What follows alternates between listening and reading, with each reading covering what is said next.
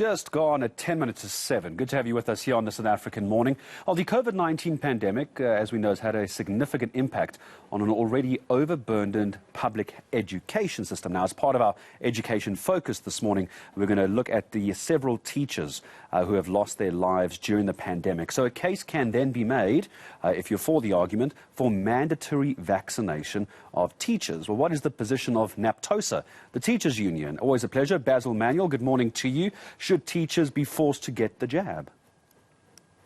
Good morning, Gareth, and thanks for having me.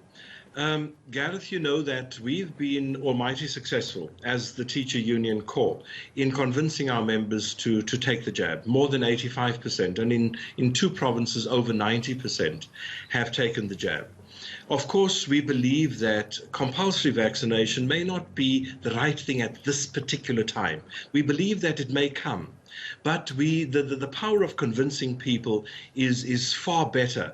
And I'm not only talking about teachers, more generally, because in education specifically, that's only the one side of the argument in vaccinating teachers. We know, and Naptosa is unapologetically pro-vaccination.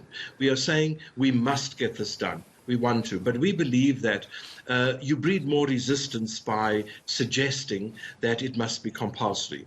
Now, many of our people who have not had the vaccine are not anti-vaxxers, they're hesitants.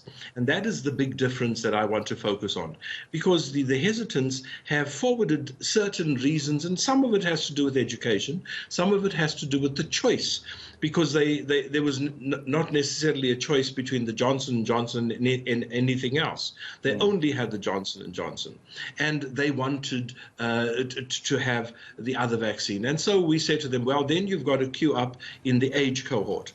So at the moment, I think we are above 85%. I don't think we are below 85, which as a sector is probably the highest in South Africa. But the other side of the coin is our high school children, where we have seen far, far more infections than we expected, particularly in this last wave. And we believe that with teachers getting into the program, we would have to inevitably look at that side of the argument as well. But compulsory, we believe it's inevitable? Not yet. We believe there's still room to convince the last of the hesitants. Well, it's going to reach an uncomfortable point, though, isn't it, Mr. Manuel, that once we get to, as you say, we're not at compulsory yet, but it's probably going to happen. When we reach that stage, whether it's an anti-vaxxer or a hesitant vaxxer, it's going to be a case, get the jab or lose your job. That's what it's going to come down to. Well, of course, there's a lot of ifs and buts between those two extremes. Get the vaccination or lose your job. We certainly are saying that there's enough room to ensure that we don't get to the point where we are threatening livelihoods, because we would want to believe that people are accustomed to vaccinations. You know, Gareth, in the education sector, we haven't admitted children to school without a vaccine card since time immemorial. I'm sure since you were at school. So our teachers are accustomed to it. However, there are sectors that we must get to.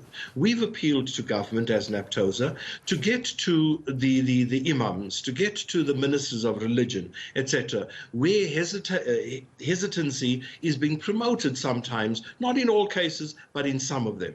And those are the people we need to convince, because they are powerful entities within our community. And we believe that they are the biggest detractors, more so than simply people having done home research and suddenly come up with that. But we do believe that in the grand scheme of things, we must protect jobs. So we've gone out there with a message to say, people, we don't want to get to the uncomfortable position of having to fight for your job. It's our job to do so, but it is going to be a lose-lose situation, and we can't get there because we recognize that rights can be limited. We recognize that the rights of the greater group has to trump the rights of the individual. And that is what we are putting on the table at the moment. Ours is an education drive second to none at the moment.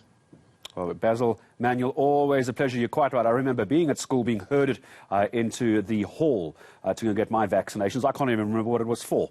It might have been malaria and yellow fever, flu, who knows. I got a jab. No one seemed to complain back then. But we wait to see what happens. Basil Manuel, always a pleasure, from Naptosa, for the moment saying there are more than enough teachers willing to come out and get the jab, hoping not to reach a point, though, where we have to make it mandatory. But as we all know, it could very well reach that point.